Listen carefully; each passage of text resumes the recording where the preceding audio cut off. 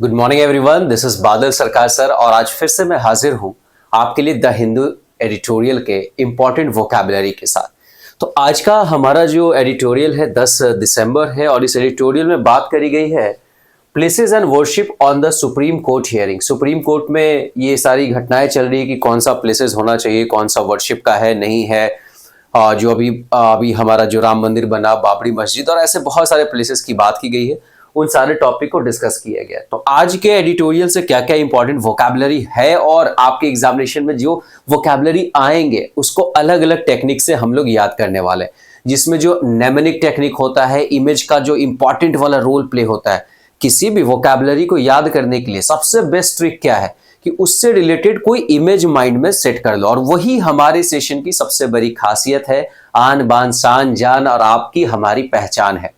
तो स्टार्ट करते हैं आज के एडिटोरियल का। जो हमारा फर्स्ट वोकैब है वर्युलेंट। इसका ग्रामेटिकल प्रोफाइल एडजेक्टिव होता है मेरे भाई। अब वर्युलेंट का ग्रामेटिकल प्रोफाइल एडजेक्टिव मतलब क्वालिटी बताएगा। डेफिनेशन क्या है इसका? एक्सट्रीमली सीवियर और हार्मफुल, शोइंग स्ट्रॉन्ग नेगेटिविटी और हॉस्टिलिटी। भैया जब कोई चीजें बहुत ज्यादा क्या होती है, सीवियर होती है, हार्मफुल होती है, बहुत ज्यादा नुकसानदेह होता है या बहुत ज्यादा निगेटिविटी फैलाने की बात आती है, तो उस केस में हम इस प्यारे से वर्ड का यूज करेंगे। जैसे यहाँ पे जो ये देख लो, बड़ा सा प्यारा सा मॉस्किटो दिख रहा है। अब ये क्या करने वाला है, आपको काटेगा और उसके बाद आपको डेंगू हो जाएगा। क्लियर है? तो आपको दिख रहा है कि ये बहुत हार्मफुल है, बहुत ज्यादा इसका जो इम्पैक्ट है वो नेगेटिव इम्पैक्ट होगा, तो वहां पे इस वर्ड का यूज करेंगे। तो आज के बाद जहां कहीं भी मच्छर दिखे तो वहां पे क्या बोलेंगे? वर्युलेंट। क्या बोलेंगे? वर्युलेंट। फिर से बोलो, वर्युलेंट।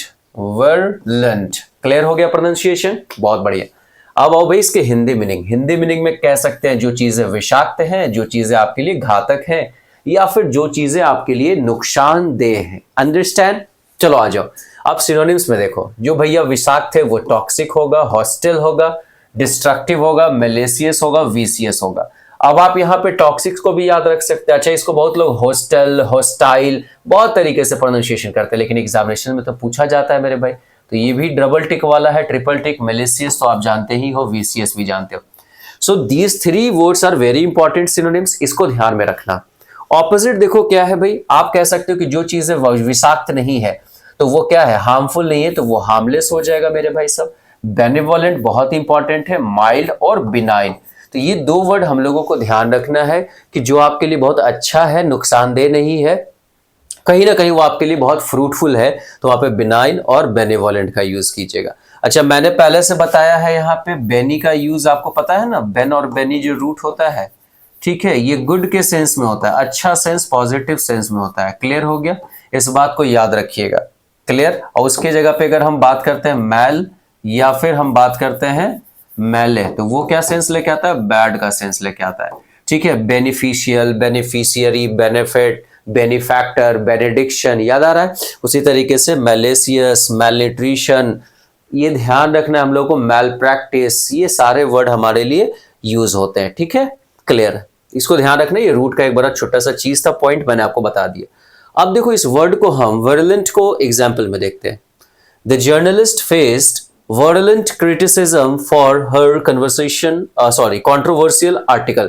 भैया जर्नलिस्ट को क्या फेस करना पड़ा? बहुत ज्यादा सीवियर क्रिटिसिज्म, आलोचना फेस करना पड़ा, अत्यधिक वाला आलोचना। किस चीज की वजह से? उसके वैसे आर्टिकल की वजह से जो कंट्रोवर्शियल था, जिसने कंट्रोवर्सी पैदा कर दिया, विवाद उत्पन्न कर दिया। तो याद रखना यहाँ पे किस तरीके से हमने यूज किया है। वर्युलेंट एडजेक्टिव है। क्रिटिसिज्म की अगर हम बात करें तो यहाँ पे क्या है, ये क्रिटिसिज्म नाउन हो गया मेरे भाई साहब, और ये वर्युलेंट क्या हो गया? एडजेक्टिव हो गया। ठीक है, इसको माइंड में सेट रखना।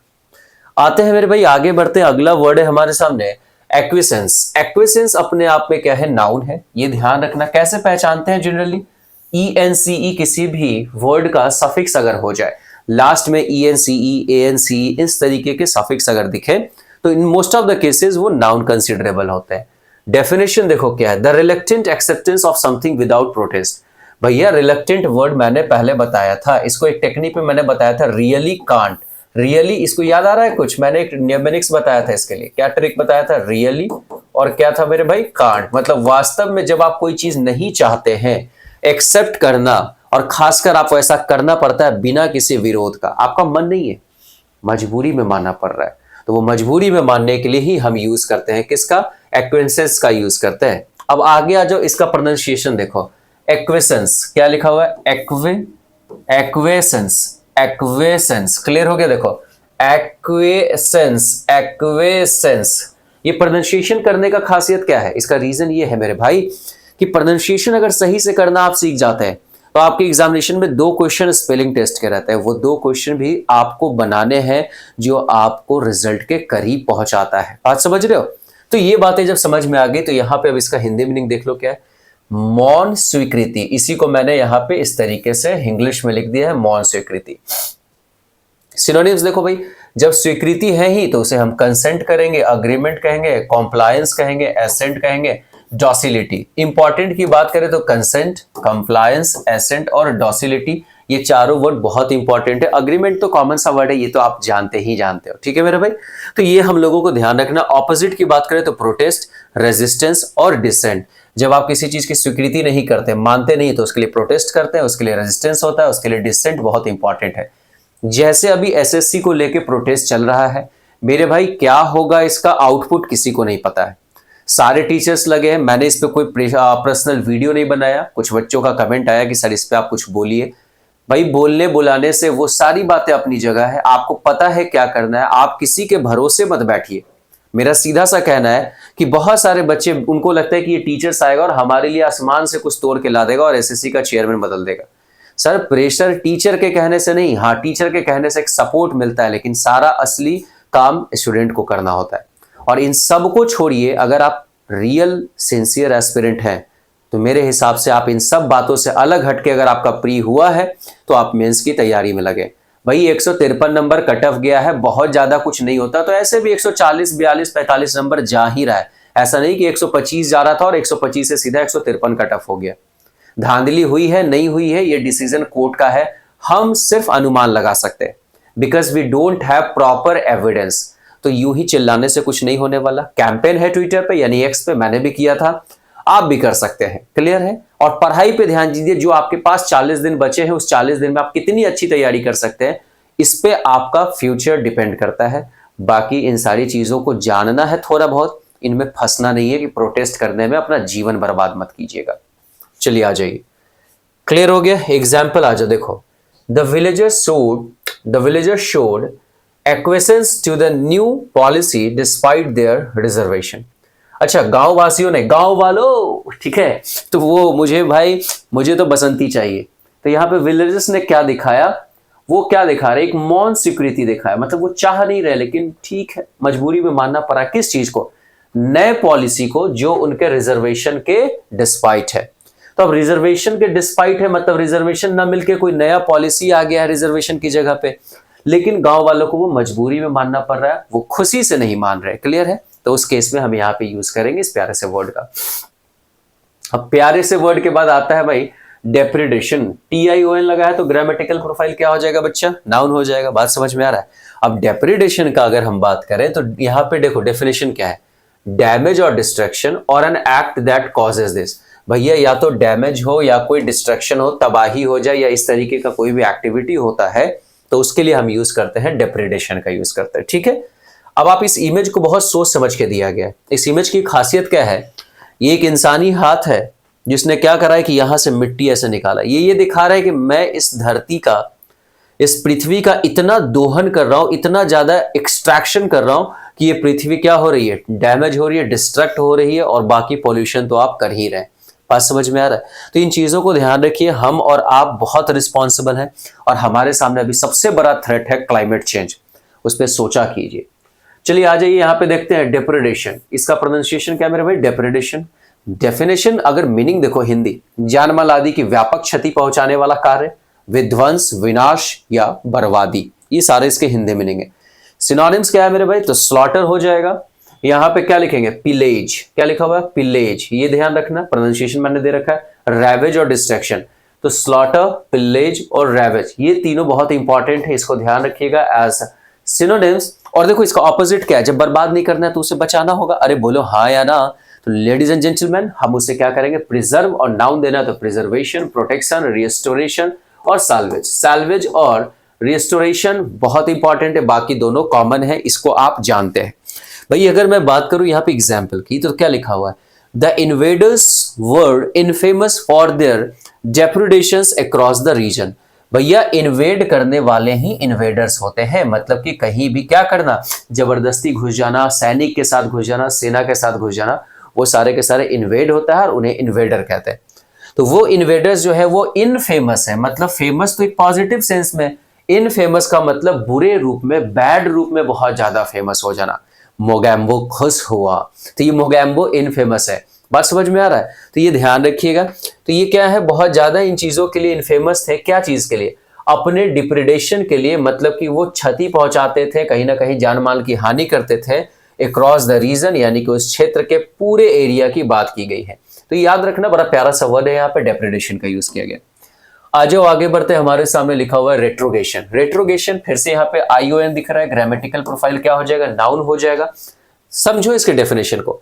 The process of returning to a worse or earlier state, एक ऐसा प्रोसेस जहां फिर से पहुंच जा रहे हैं, पीछे चले जा रहे हैं, लेकिन वो प्रोसेस कैसा होगा, वो कैसा सिचुएशन होगा, वो अर्लियर सिचुएशन बहुत ही बुरा होगा। To a worse or earlier state, मतलब उसमें आपको एकदम हेडक हो जाएगा। अब इसको एक इमेज से देखो, समझाता हूं।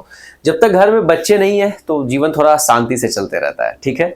लेकिन जब बच्चे आ जाते हैं तो ये देखो इस पिता को, यहाँ पे ये बेचारे ये म्यूजिकल इंस्ट्रूमेंट को बजाना चाह रहे हैं, सेक्साफोन टाइप लग रहा है कुछ, और ये बच्चा इधर रो रहा है, इधर बच्चे अपने मस्ती में, इधर सारे बच्चे रो रहे हैं, ये भी बेचारा इसके पिता ही लग रहे हैं, ये भी रो रहे हैं, एकदम परेशान, यार क्या मैं, वो बचपन का दिन इतना बुरा होता था, हमने इतना परेशान किया। तो उस स्टेट के लिए हम रेट्रोगेशन का यूज करेंगे। याद रखना, इस इमेज से आपको भी अपने बचपन का दिन याद आ जाएगा, और कोई आपके बचपन की वो हरकतें बता दे जिसको आप सुनने के बाद एम्बैरेस फील करें। ठीक है, तो आ जाओ भाई, रेट्रोगेशन, यहाँ पे प्रोनाउंसिएशन है रेट्रोगेशन। हिंदी में अगर देखोगे तो प्रतिक्रमण या पतन एक इसका मीनिंग होता है, इसको ध्यान रखना, मतलब धीरे धीरे पीछे की ओर चले जाना, बुरे स्थिति में पहुंच जाना, उस केस में हम इसका यूज करेंगे। जैसे सिनोनिम्स देखो, रिग्रेशन, डिक्लाइन, डिटोरिएट वर्ड से बना है डिटोरिएट्रेशन और एवर्टिज्म।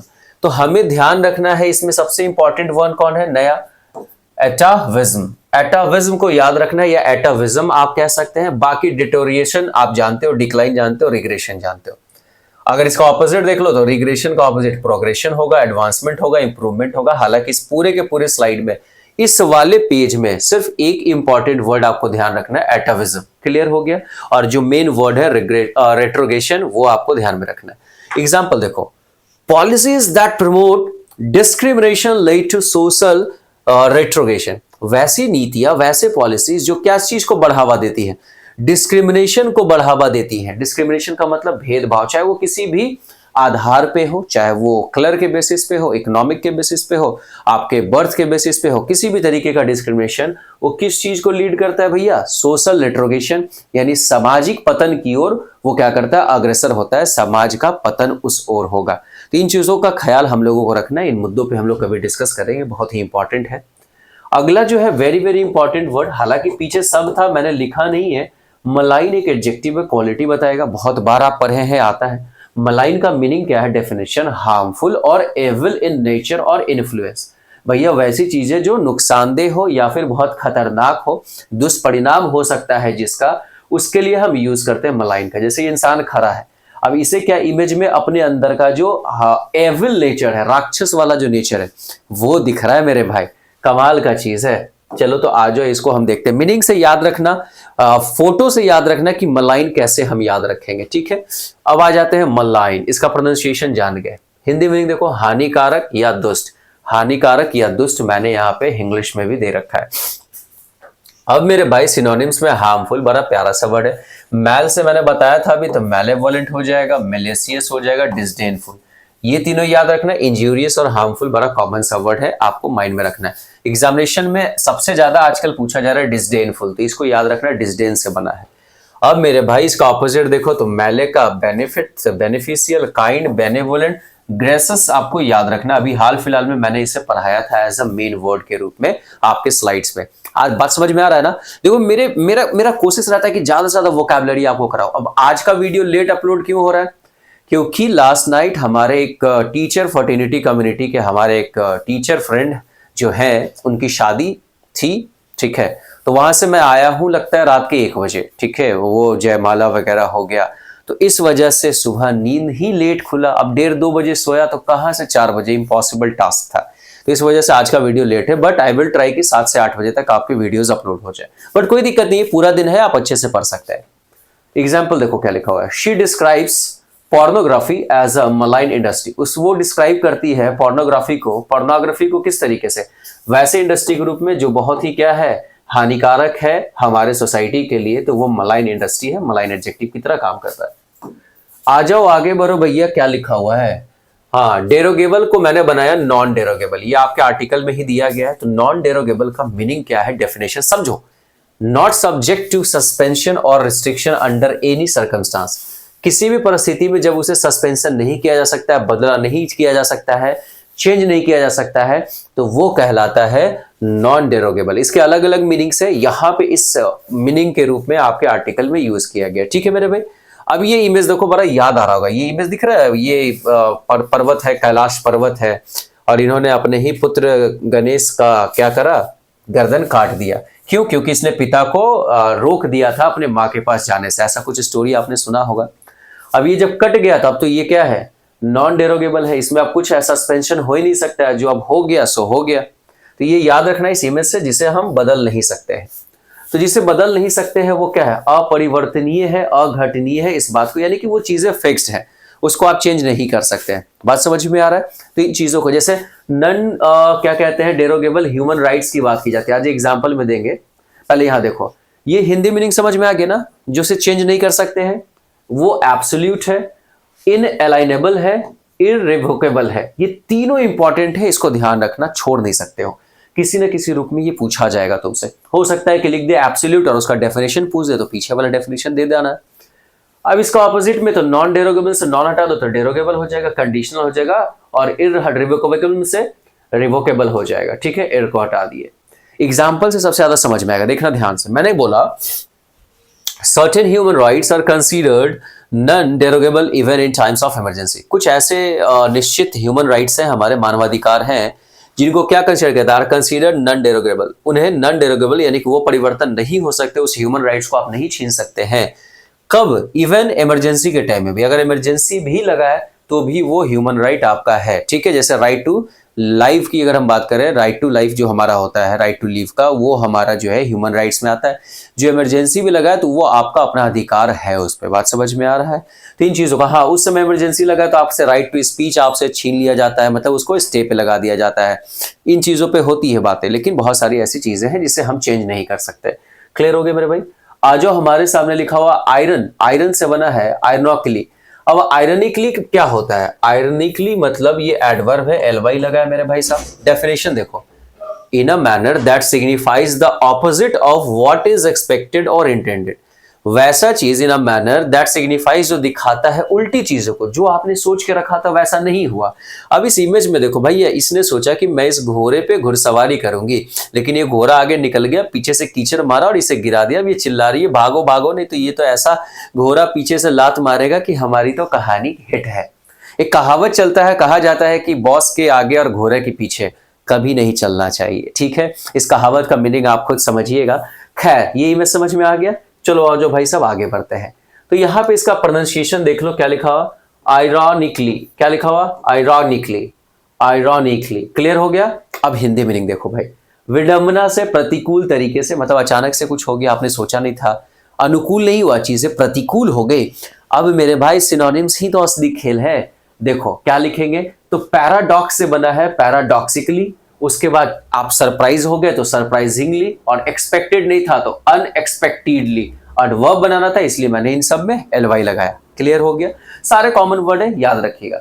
अब जो एक्सपेक्टेड था तो वो एक्सपेक्टेडली, जो प्रेडिक्टेबल था उससे बनेगा प्रेडिक्टिवली। मतलब सिनोनिम्स, एंटोनिम्स, सारे कॉमन वर्ड्स है, सारा आप जानते हैं। नहीं जानते तो एक दो बार पढ़ोगे, वो माइंड में सेट हो जाएगा। डेफिनेशन तो हो गया मेरे भाई। अब आते एग्जाम्पल पे। Ironically, the solution to the problem created an even bigger issue. भैया प्रतिकूल तरीके से, विडंबना से, मतलब सरप्राइजिंगली, मतलब अचानक से ऐसा हो गया कि जो सॉल्यूशन था प्रॉब्लम का, उसने क्या कर दिया भैया, सॉल्यूशन ने किया और बड़ा इशू पैदा कर दिया, बड़ा इशू क्रिएट कर दिया। तो ये हमारे आज के मोस्ट इंपॉर्टेंट वोकैबुलरी थे। इनका पीडीएफ आप डाउनलोड कर सकते हैं हमारे टेलीग्राम चैनल इंग्लिश विद बादल सरकार सर से। और भी सारे PDF मिलेंगे। मेहनत करते रहिए, मन लगा के पढ़ते रहिए, और जितना अच्छे से आप मेहनत करेंगे उतने अच्छे से आपकी तैयारी होगी।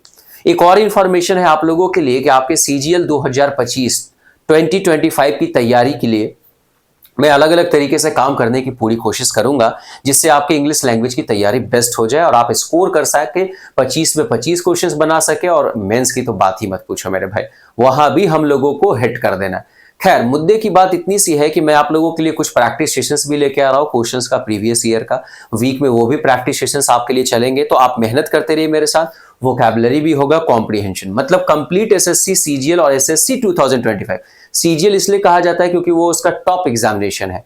आप समझ लो कि SSC की पूरी तैयारी, इंग्लिश की जिम्मेदारी मैं ले रहा हूं, और मैं पूरी कोशिश करूंगा जिस तरीके से लगातार वोकैबुलरी पे हम लोग काम कर रहे हैं, जो एक बहुत मेजर सेक्शन है, उसी तरीके से हम लोग ग्रामर के सेक्शन पे भी काम करेंगे। अभी आप लोगों का लास्ट एग्जामिनेशन जो CHSL का हुआ था, ठीक है, इस साल, तो CHSL प्री के सेट्स का भी डिस्कशन आप लोगों को यूट्यूब पे आएगा। आप लोगों का बस प्यार चाहिए कि अगर वीडियो पसंद आता हो तो लाइक कीजिए, शेयर कीजिए, इसमें आपका कुछ जाएगा नहीं, हमें मोटिवेशन मिलेगा। कमेंट कीजिए, अपने दोस्तों तक पहुंचाइए। अगर चैनल पे नए हैं तो सब्सक्राइब बिल्कुल कीजिएगा, सब्सक्राइब करके बेल आइकन दबा दीजिएगा, ठीक है मेरे भाई। तो चलिए, आज के लिए इतना ही। That's all for today. मिलते हैं अगले सेशन में।